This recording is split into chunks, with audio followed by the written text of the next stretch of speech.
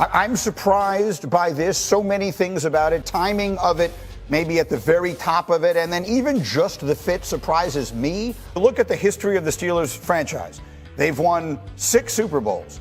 And they've done that in both cases, 4 of them with Terry Bradshaw, 2 of them with Ben Roethlisberger, with quarterbacks they drafted who were part of their franchise for a very long time. I strongly expected them to go out and get a young quarterback to try and build for their future with. I did not expect them to go out and get a 36-year-old who comes extraordinarily inexpensively, and maybe it is catching lightning in a bottle. We'll see, Dan. I'm not disputing you. You know, you've forgotten more about how he'll fit into their offense than I'll ever know. But what I do know is, best case scenario, this is sort of a short-term solution to what feels like a long-term problem in Pittsburgh. They had Roethlisberger. He was great. You got to find the next Roethlisberger. They tried with Kenny Pickett. This doesn't suggest to me they think it's going to work long-term with Kenny Pickett. Not a good sign. But it also isn't their answer. The chances of Russell Wilson being their quarterback 3 years from now are pretty slim. It's not impossible, but they're pretty slim. Russell Wilson, first off, may or may not be the long-term answer. Now, I know that's kind of skating on things, but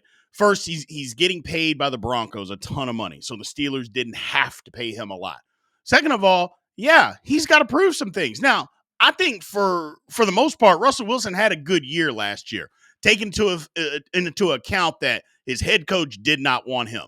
His ownership asked him to take a pay cut and basically renegotiate or restructure a contract that he negotiated, and they wanted him to take out certain guarantees, which he wasn't willing to do.